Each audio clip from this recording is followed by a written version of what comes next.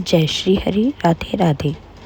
आज गुप्त नवरात्रि के चौथे दिन हम सुनेंगे माँ त्रिपुर सुंदरी की अद्भुत कथा, तीनों लोकों की अधिष्ठात्री देवी। बहुत समय पहले देवताओं और ऋषियों ने मन में एक प्रश्न उठा कि सृष्टि की सबसे परम शक्ति कौन है। सभी ने कठोर तप किया और आदि शक्ति से प्रार्थना की। तभी आकाश दिव्य प्रकाश से भर गया। उस तेजस्वी प्रकाश से एक अनुपम दिव्य स्वरूप प्रकट हुआ।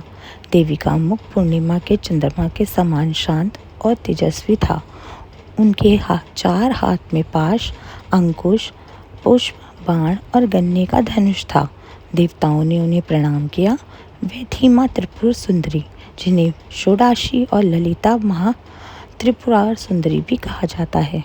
देवताओं ने पूछा, हे मातेश्वरी, आपको त्रिपुर सुंदरी क्यों कहा जाता है? माँ मुस्कुराई और बोली, मैं तीनों लोकों स्वर्ग, पृथ्वी और पाताल में व्याप्त चेतना हूँ। मैं मन, बुद्धि और आत्मा को प्रकाशित करने वाली शक्ति हूँ। जो साधक निष्काम भाव से मेरी उपासना करता है, उसके भीतर का अज्ञान दूर होने लगता है।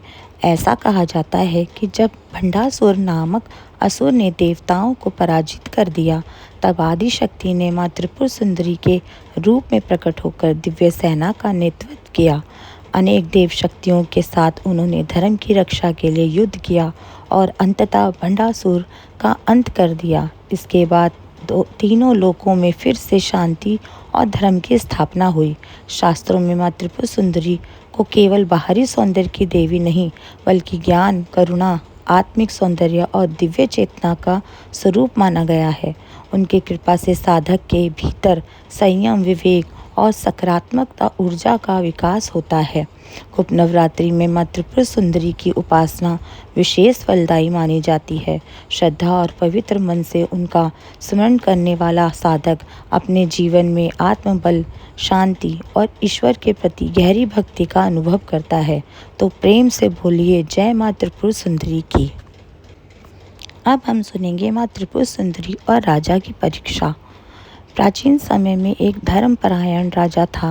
वह प्रतिदिन देवी की पूजा करता था, लेकिन उसके मन में एक अहंकार भी था कि उसकी समृद्धि और राज्य उसकी अपनी बुद्धि और पराक्रम का ही फल है।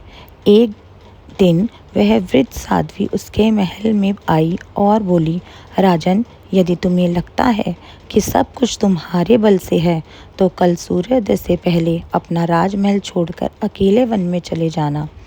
राजा ने ऐसा ही किया। जंगल में उसे ना भोजन मिला, न जल और ना ही कोई सहारा। कुछ ही अपनी असहायता का अनुभव होने लगा। उसी समय लाल आभा से प्रकाशित एक दिव्य स्त्री प्रकट हुई। उनके मुख पर अद्भुत तेज और करुणा थी। राजा समझ गया कि वह स्वयं माँ त्रिपुर सुंदरी हैं। मनुष्य को जो भी वैभव, वृद्धि, सम्मान और सुख मिलता है, वह केवल उसके प्रयास से नहीं, बल्कि ईश्वर की कृपा से ही मिलता है। जब अहंकार बढ़ता है, तब कृपा दूर होने लगती है। वह निकले। उसने माँ के चरणों में गिरकर क्षमा मांगी और वचन दिया कि अब वह अपने राज्य की सेवा और धर्म के मार्ग पर चलेगा। माँ मुस्कुराई और बोली, जहाँ विनम्रता होती है, वहीं मेरा स्थायी निवास होता है। मैं लौटा तो उसका हृदय पूरी तरह बदल चुका था। उसने प्रजा की सेवा को ही अपनी सबसे बड़ी पूजा बना लिया और उसके मन में सुख और शांति की कभी कमी नहीं रही। इससे हमें ये सीख मिलती है कि माँ त्रिपुर सुंदरी केवल धन और सौंदर्य ही नहीं देती, बल्कि अहंकार को मिटाकर जीवन में विवेक, प्रेम और सच्चा वैभव भी प्रदान करती है। प्रेम से बोलो, जय माँ वैभव सुंदरी।